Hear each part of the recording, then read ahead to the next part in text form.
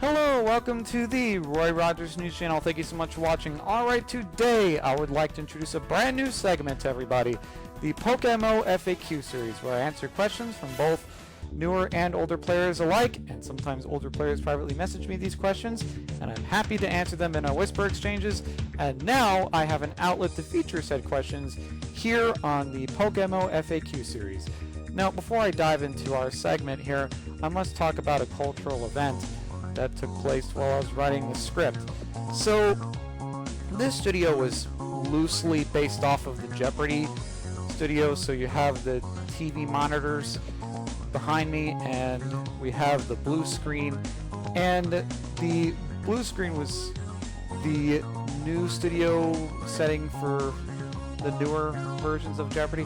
So the reason why I mention this is because Alex Trebek passed away while I was writing this script, and I would like to pay my condolences to the Trebek family, and I would like to say thank you so much to the Jeopardy studio for being the inspiration for this particular studio location. I just have to say this. Nobody can replace Alex Trebek. I wish Alex Trebek's family well, and I wish the production team of Jeopardy well. And without further ado, let's go ahead and dive into the questions here. So there are a total of 12 questions that we're going to go through right now. So question number 1 is, where can you transform Rotom into either Rotom Heat, Fan, Frost, Wash, or Mow?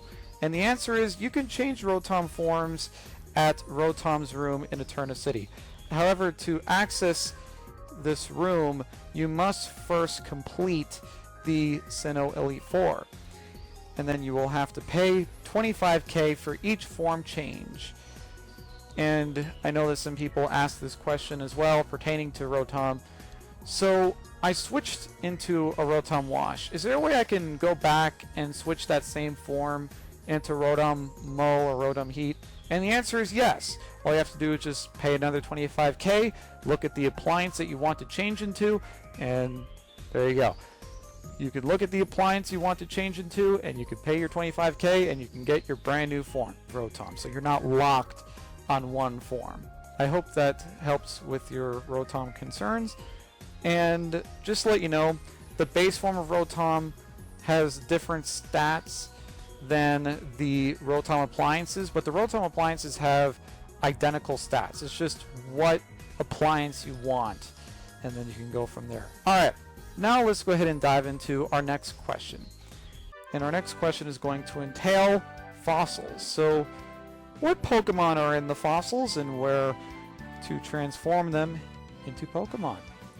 And that's a very good question. So let's go and talk about the transformation locations first. So in Kanto, you can transform your fossils over at Cinnabar Lab in the 3rd room. In Hoenn, you can transform your fossils over at the Devon Corp at the 2nd floor. Just chat with the scientist. And Sinnoh, you can transform your fossils over at the Orenburg Mine Museum, and you can just chat with the scientist there at the front desk. And in Unova, you can change your fossils over at Nasserine Museum, and you can chat with the clerk to the right of the entrance. Alright, so now that you know where to transform the fossils, what fossils are out there on PokeMMO, and what do they contain? So you have the Dome Fossil, which contains Kabuto, Helix Fossil, which contains Ammonite, Old Amber, which features Aerodactyl, Claw Fossil, which features Anorth, the Root Fossil, which features the Leap, Armor Fossil, which features Sheldon, Doll Fossil, which features Cranidos, Cover Fossil, which features Tortuga, and Plume Fossil, which features Archon. Now, as for evolution, so you may ask, what level do these fossils evolve at? Kabuto evolves into level 40 into Kabutops. Kabutops is probably one of the most used Pokemon right now in OU as I'm speaking today, because Kabutops has a great attack stat, and it is great in rain teams, which is why Ferrothorn is very popular, because Ferrothorn is one of the few Pokemon that can stand up against the Kabutops. And then you have Ammonite, which evolves at level 40 in the Amistar. And Aerodactyl is the only fossil in this entire list that does not evolve. But Aerodactyl is still pretty good. You can use it as a suicide stealth rock setter. So what people would do is they would carry Taunt and Stealth Rock. And then you have Anorth. Anorth evolves at level 40 into Armaldo. And then you have Lileep, which evolves at level 40 into Cradeli. And then you have Sheldon, which evolves at level 30 into Bastiodon. Then you have Cranidos, which evolves at level 30 into Rampardos. And then you have Tortuga, which evolves at level 37 into Caracosta. And then you have Archon, which evolves at level 37 into Arceratops. And just to let you know, in Kanto, Hoenn, and Sinnoh, the way to obtain fossils is just by rock smashing rocks and hoping that Geodude and Graveler hold your favorite fossil. There's a chance for Dust Cloud Phenomena in Unova to drop either cover or plume fossils. So that's how you obtain your Unova fossils. Alright, let's go ahead and dive into our next question. So, how to obtain Spiritomb? And the answer to this concern is this. You can revive the 2 odd keystones at the rock pile at Route 209. There's one hidden odd keystone found in Twin Leaf Town, and also you can chat with the NPC just west of Hearthome Town. Go into the route and chat with that NPC, and you can revive those over at Route 209. And you should encounter level 30 Spiritomb. There's a second way to obtain Spiritomb. Spiritomb is also a rare encounter in Turnback Cave, which is only accessible after you defeat the Sinnoh Elite Four, and Rock Smash is needed as well. Spiritomb is very rare, but just keep rock smashing and you're going to eventually bump into it, and I wish you well in that endeavor. Go ahead and dive into question. What is a phenomena, or a Pheno for short? Phenomena could only occur in Unova. They could either be in the form of dust cloud, rippling water, rustling grass, or a flying shadow. And the global chat can also notify you on those events. Sometimes they can hold exclusive Pokemon like a Dino or a Molga. Alright, so those are the phenomena. Alright, let's go ahead and dive into our next question here. How do you spot swarms in game? Swarms are Pokemon that are in the open. If you want to find a swarm, then you can go inside an NPC's house and watch the TV. Some people also announce swarms in the global chat. Same principle with the phenomena. Now, swarms, typically the Pokemon are exposed, and there might even be some Pokemon from other regions that may have a swarm in a region that they're not exclusively from. So as an example, swarm of Snorunt being found in the Seafoam Islands, for example. And sometimes there could even be Pokemon that are rare in the Safari. For example, there could be a swarm of Chansey just east of Fuchsia City. So I wish you well in your swarm hunt. And now I'm going to go ahead and ask 3 questions that pertain to evolution locations. So I know that there might be some people who own a Magneton or a Nosepass. So where do you evolve those Pokemon? And that's a very good question. You can evolve your Magneton or Nosepass. If you're in Kanto, you can evolve them at the Power Plant. In Hoenn, you can evolve them in New Mauville. In Sinnoh, you can evolve them in Mount Cornet. In Unova, you can evolve them in the Chargestone Cave. Alright. And how about if you have an Eevee? Where can you evolve your Eevee into a Leafeon? And that's a very good question. If you're in Kanto, you can do this in Vernian Forest. In Hoenn, you can do this in Petalburg Woods. In Sinnoh, you can do this in Eterna Forest. And in Unova, you can do this in Pinwheel Forest. And where do you evolve your Eevee into Glaceon? And that is also a good question. In Kanto, you can do this in the Seafoam Islands, inside the cave. And in Hoenn, you can do this inside the Shao Cave basement. in the Ice Room. And in Sinnoh, you can do this in Route 217. And in Unova, you can do this in Twist Mountain's Ice Room. So that is where you can evolve your Eevee into a Glaceon. Now, you may also ask about happiness, because you may have an Umbreon or Espeon that you would like to evolve. And you may ask me, what is the exact percentage of happiness needed to evolve a Pokemon? And the answer to that question is 86.3%. And I would like to thank Bethson for giving me the exact percentage, giving me the exact percentage of happiness that you need to trigger an evolution. And now we're going to talk about the topic of Feebas, because so many people have asked me about this. Newer and older players have asked me about Feebas and how it works and the dynamic of Feebas. So without further ado, I'm going to guide you from start to finish for the Feebas transition into Milotic. So for starters, you may be asking, where can you catch Feebas on PokeMMO? And this is a very good question. You can either catch Feebas at Route 119 in Hoenn on a special tile, and I can get to that point later. This fish can also be caught at Mount Cornet in a special lake on a specific tile. Same principle. Cornet is in the Sinnoh region. Feebas can only be obtained via Super Rod in both sequences. And there's also a very rare chance that Feebas could be located in a swarm in Sootopolis City. So if you see a swarm of Feebas, you may want to take advantage of it. Feebas is very rare to find. And speaking about that special tile, since this is PokeMMO and you get to see people online, well, you can ask to partake in a Feebas hunting party.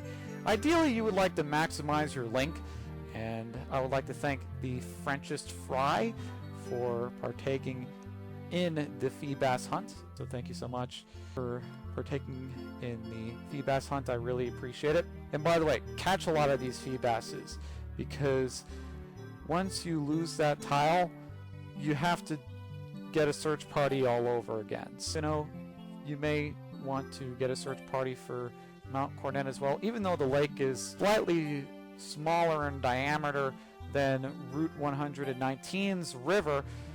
I would still highly suggest a search party for Mount Cornet, because you need to search for that one specific tile. And now you've caught your Feebas, and you have congratulated your search party for sticking with it through and through. And now you could do one of two things. You can either breed that Feebas all the way up to a competitively viable Feebas to make it to a Milotic, and or you just want to make it into Milotic right away without the breeding part, because you want to document Milotic in your Pokedex, in your OT Dex, I should say. You may ask, what's the method of evolving Feebas into Milotic? And that's a very good question. You're going to need to have at least 11 Pokeblocks plus in your inventory, and they can be found in the berry section at the very bottom. So you may be thinking that the blue Pokeblock Plus would be something that you would like to make organically. You don't want to have to buy them in the global trade link. How do you make the blue Pokeblock Plus organically? And that is also a good question. You're going to need the Pokeblock case, which can be located at Lily Cove's Contest Hall in Lily Cove City. And then, after that, then you can go to the blender. Now, in the illustration, I show myself not being able to blend the berries together because I didn't have the Pokeblock case. So you need the Pokeblock case first in order to activate the blender.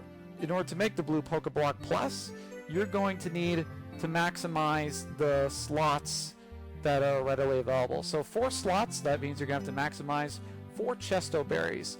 And I've done the math for you. So you're going to need at least 44 Chesto berries, because you're going to have to do this 11 times, because 4 Chesto berries are going to yield 1 blue Pokeblock Plus. Now, for any of the do-it-yourselfers that are watching, how do you get the Chesto berry? There are 2 methods to get Chesto berries, and one way is by planting 3 plain dry seeds, and that should yield Chesto Berries. Another way to obtain Chesto Berries is by searching for the Pokemon that hold Chesto Berries.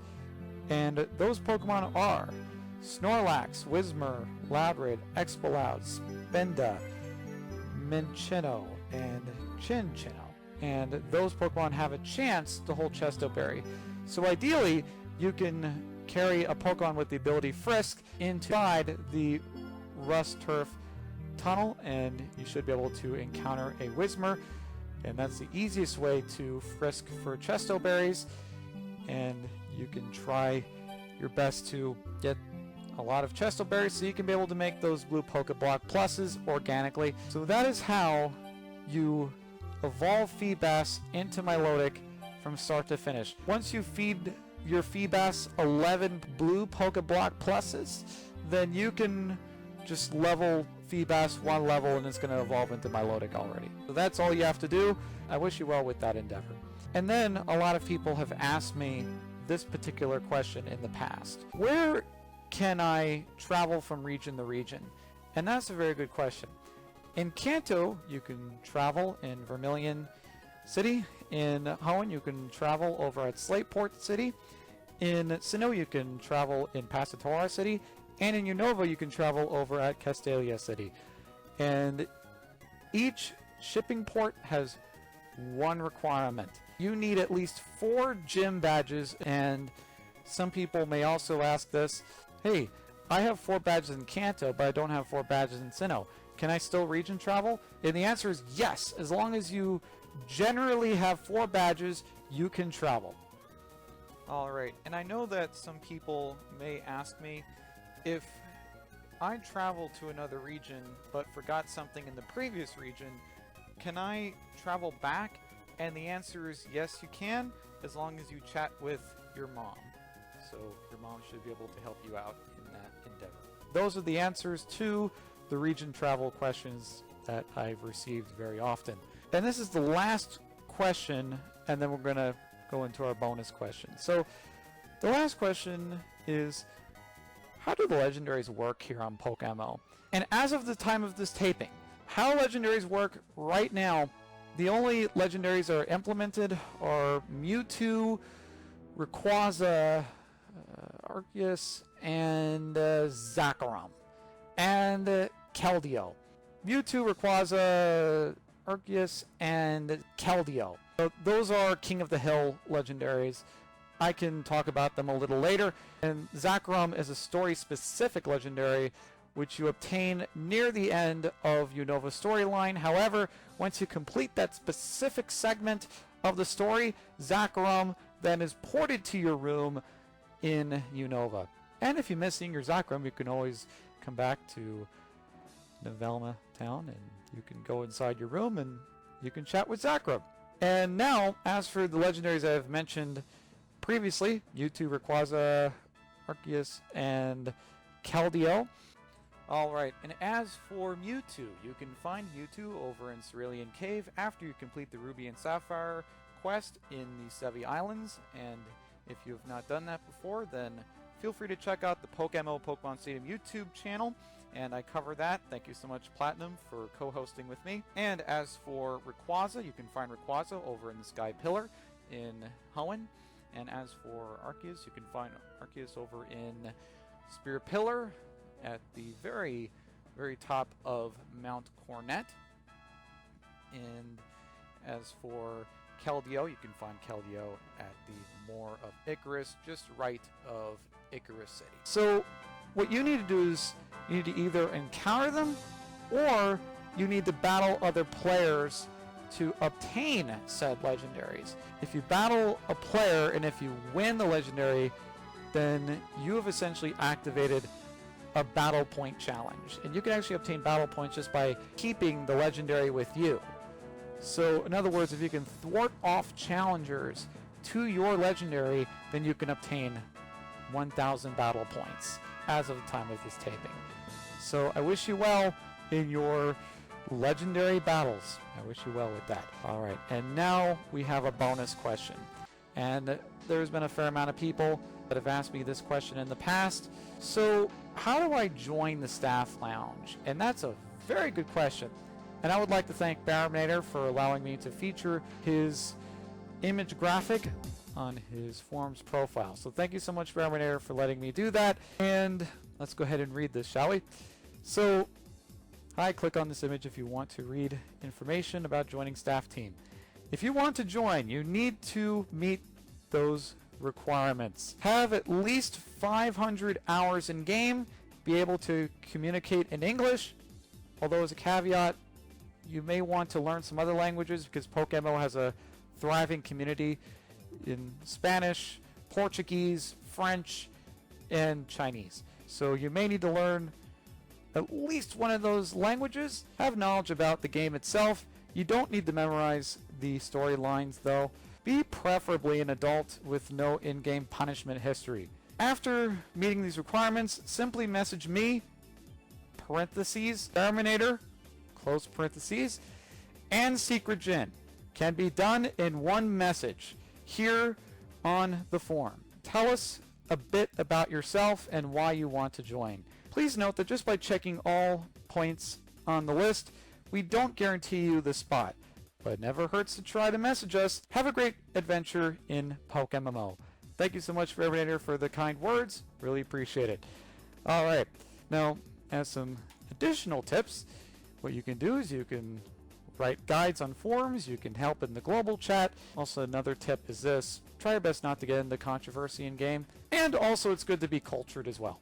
When I say be cultured, I mean basically know what references mean and don't be behind on the times. And I hope I answered your questions. If not, feel free to leave a comment down below as to what questions you have about the game, and I could try to answer them to the best of my abilities. Alright, and thank you so much for watching. This is the Roy Rogers News Channel. Don't forget to comment and subscribe to my channel, like the content that you see here. And this is the Roy Rogers News Channel signing off. Fast, accurate, unbiased, Roy Rogers News.